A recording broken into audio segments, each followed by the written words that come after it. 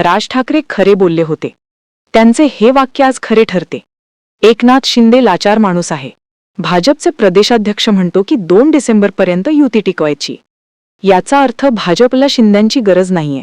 2 डिसेंबरनंतर भाजप शिवसेना सत्तेतून हाकलून देणार. पण इकडे शिंदे लाचार सरकार म्हणतात की ही युती मजबूत असून तुटणार नाही. ठाण्यात भाजपवाले शिंद्यांच्या कार्यकर्त्यांनाच पाहायला लागले. तेव्हापासून श्रीकांत शिंदे यांनी घराबाहेर पडण्याचे बंद केले.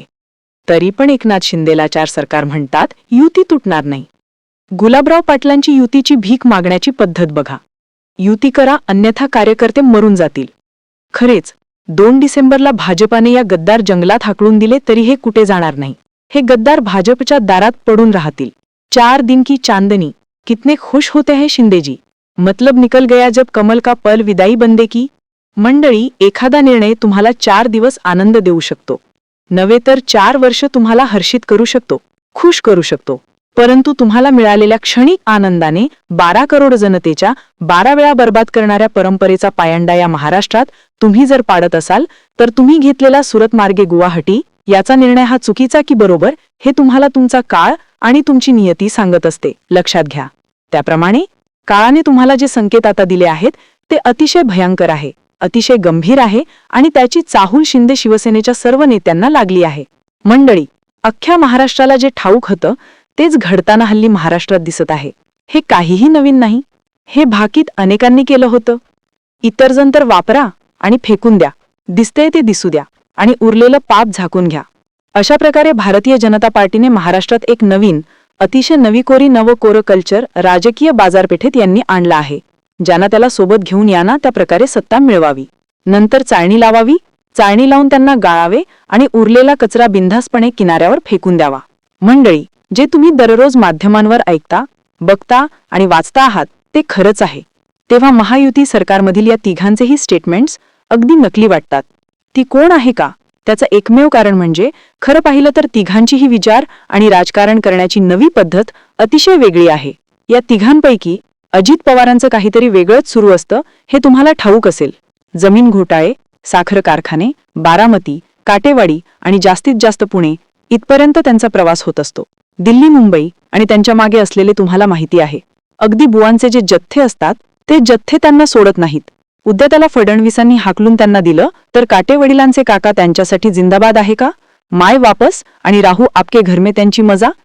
परंतु या त्रिकुटाने यातले एकनाथ बाबा मात्र कुठे जातील? त्यांना जागाच नाही. त्यांना कुठेच जागा उरली नाही. म्हणजे उद्धव ठाकरेंच्या शिवसेनेने कडेकोट दारं बंद करून ठेवली आहेत. मातोश्रीचे दारं बंद केले आहेत. त्यांनी तिथे शिंदे यांना अजिबात प्रवेश नाही हे महाराष्ट्राला ठाऊक आहे. आणि एकनाथ शिंदे तिकडे जाणार, पण कशाला हे त्यांनाही ठाऊक आहे. मग ही पाळी एकनाथ शिंदे यांच्यावर अशी का आली? तेच मंडळी, जैसे ज्याचे कर्म तैसे फळ देतो ईश्वर असं म्हणायला अजिबात हरकत नाही.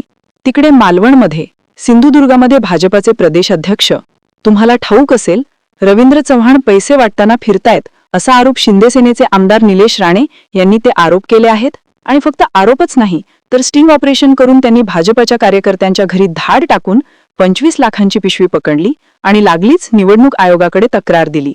तक्रार दाखल केली आणि पत्रकारांना देखील हा सल्ला त्यांनी दिला. मंडळी, आपण ते व्हायरल व्हिडिओ सोशल मीडियावर पाहिले असतील, बघितले असतील. मग हा प्रकार झाल्यानंतर रवींद्र चव्हाण यांना पत्रकारांनी घेरलं. रवींद्र चव्हाण पत्रकारांना पाहून पळ काढण्याच्या बेतात होते, परंतु पत्रकार तर शेवटी मंडळी पत्रकारच असतात.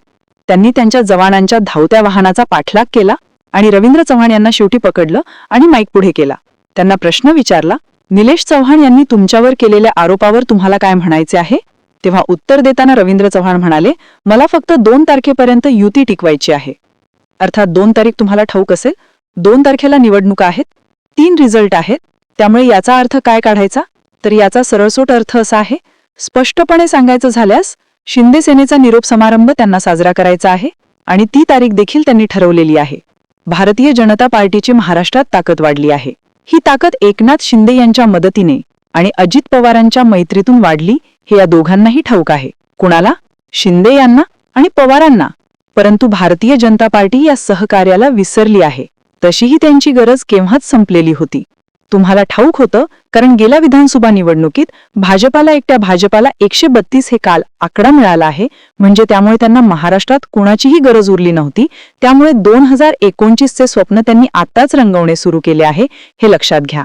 अजित पवार आणि एकनाथ शिंदे तर सोडा, हे दोघे सोडा, पण हल्ली जे बहुजन भाजपात आहे, प्रामुख्याने सांगतोय, लक्षपूर्वक ऐका, जे बहुजन भाजपात आहेत त्यांच्या देखील गुडघ्यावर लाथ मारून हे त्यांना कळणार आहे, हे देखील निश्चित घडेल, हे तुम्ही लिहून घ्या. ज्या पद्धतीने एकनाथ खडसेपासून तर पंकजा मुंडेपर्यंत त्यांनी लोकांना केल्यागत केलं आहे, वापरा आणि फेकून द्या. त्याचप्रमाणे हल्ली भाजपाचा डोला वाजवणारे जेवढे बहुजन आहेत भाजपात, त्या सर्वांना ते कळणार आहे. आज न उद्या केव्हा तरी, तारीख निश्चित नाही, पण हे घडेल मंडळी, निश्चित आहे. त्यानंतर जे भांडारी अंधभक्त मतदार आणि समर्थक आहेत महाराष्ट्रातले, त्यांची देखील एक दिवस वाट लागणार, हे देखील ठरलेलं आहे. त्यामुळे आयाराम गयाराम हे येणाऱ्या काळात महाराष्ट्राला लवकरच बघायला मिळेल, हे लक्षात घ्या मंडळी. त्यामुळे एकनाथ शिंदे यांचं आता भाजपावर जे प्रेम आहे ते एकतर्फी प्रेम प्रकरण सुरू आहे, हे लक्षात घ्या. आणि एकतर्फी प्रेमात रूपांतर कशात होत असते हे महाराष्ट्रातील जनतेला आता नव्याने सांगण्याची गरज नाही. त्याचे परिणाम काय होत असतात? शेवटी एकनाथ शिंदे यांची गच्छंती होताना जेव्हा उद्धव ठाकरे धडधडीत डोळ्याने बघतील आणि महाराष्ट्रातील जनता बघेल, तसतसा या प्रकरणाचा सरळ फायदा, हा सहानुभूती म्हणा किंवा आणखी काही म्हणा, हा भविष्यात फायदा उद्धव ठाकरेंना होईल, हे तुम्ही लिहून घ्या. मग राहिली गोष्ट अजित पवारांची, तर त्यांच्या मागे अंजली दमानिया हात धुवून लागले आहेत, हे तुम्हाला ठाऊक आहे. दमानिया यांना भाजपानेच अजित पवारांच्या पाठीमागे लावला आहे, असा अंदाज अनेकांचा महाराष्ट्रातून येतो आहे, असा कयास आहे, असा अंदाज आहे. हात कुणाचाही असो, परंतु शेवटी लोक एकच म्हणताना दिसत आहे. मंडळी, एकनाथ शिंदे आणि अजित पवार या दोघांचीही करणी सारखीच आहे. केलेल्या कामाची सजा शिक्षा त्यांना मिळेल, त्यामुळे या दोघांचे परिणाम देखील एकसारखेच येतील, असा अनेकांचा अंदाज आहे. भारतीय जनता पार्टी यांनी एकला चलो रे ही भूमिका सध्या घेतली आहे, फक्त महाराष्ट्रात नाही बरं का, अख्ख्या देशात. त्यामुळे अनेकांचा बेवफाई सहन होईल, हे निश्चित आहे. त्यामुळे अजित पवार आणि एकनाथराव शिंदे या दोघांनीही एखाद्या समुद्राच्या किनाऱ्यावर बसून दोघांनी मिळून आता एकच गीत गायला पाहिजे. आजच्या शिला दिया पुन्हा मेरे प्यार का, यार नहीं लूट लिया घर यार का म्हणणारी अशी गंमत दोघांची झाली आहे.